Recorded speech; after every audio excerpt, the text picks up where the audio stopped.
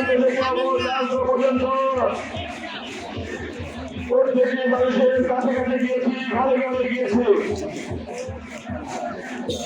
সকল মানুষের সাথে আমি কথা বলেছি, জানতে চেয়েছি তাদের সমস্যাগুলো কি, আগামী দিনের স্বপ্নগুলো কি, কিভাবে সেটা বাস্তবায়ন করা যায়।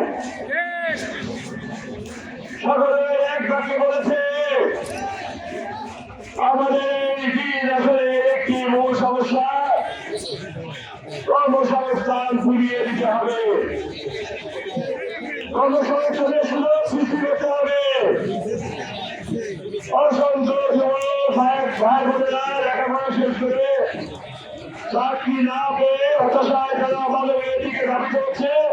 বন্ধ হয়ে অসংখ্য মেয়ের কলকারখানা বন্ধ হয়ে আমাদের শ্রমিক ঘরে আর পদে বসে পড়েছে। অভাবে অনশনে বেদনায় কাজ হয়ে পড়েছে যে তারা যা সোজা হয়ে দাঁড়াতে পারছে না, অত্যন্ত মনোযোগ জীবন যাপন করছে। তারা বলেছে আমাকে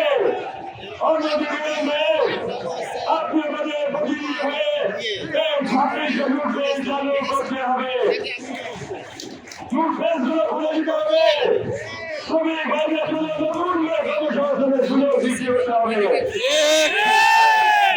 আমাদের শ্রমিক ভাইদের পাওনা পরিশোধ করতে হবে, তাদের চাকরির ব্যবস্থা করতে হবে, বিএল কলেজকে সুন্দর বিশ্ববিদ্যালয়ে পরিণত করতে হবে,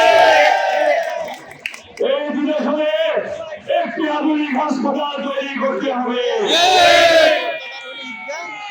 আমাদের বিল টাকা দিয়ে জলবদ্ধতা দূর করতে হবে, কৃষক ভাইদের কৃষিকাজে যাতে সহজ হয় সে ব্যবস্থা করতে হবে, আমাদের যারা নারী আছেন প্রতিটি ঘরে ঘরে মহিলাদের কর্মসংস্থানের সুযোগ সৃষ্টি করতে হবে, অসংখ্য মা বোনকে কর্মসংস্থানের মধ্যে এনে তাদের জীবনযাত্রা মান পাল্টে দিতে হবে, লক্ষ্য নিয়ে আমাদেরকে নতুন ভাবে কাজ করতে হবে। আমি কথা দিয়েছি যদি আমি আপনাদের ভোটে দিয়ে বেঁচে যেতে পারি ইনশাল্লাহ একে একে সকল সমস্যার সমাধান করব এবং ওই বিরুদ্ধে আমরা কর্মসংস্থানের সুযোগ সৃষ্টি করব। খুলনা প্রতিদিন ঘরে ঘরে কোনো বেকার থাকবে না, এটাই হবে আমার মূল লক্ষ্য।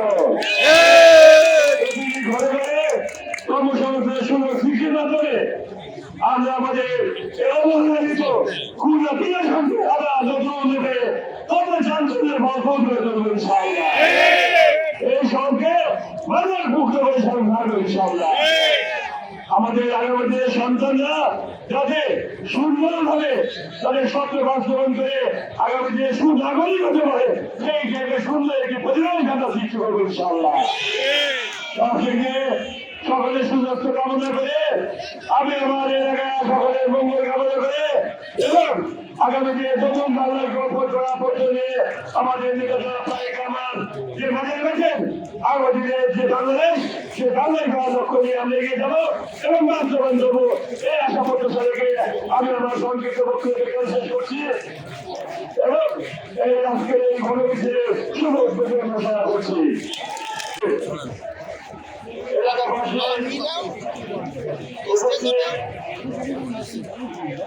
আমার পাশে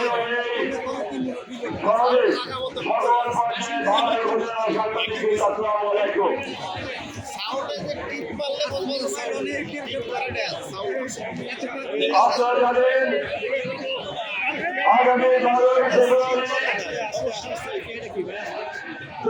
জাতীয় সংসদ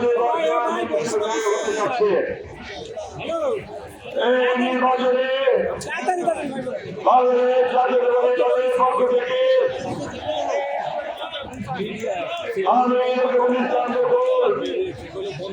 আমি প্রার্থী দিয়ে আপনাদের সামনে হাজির হয়েছে।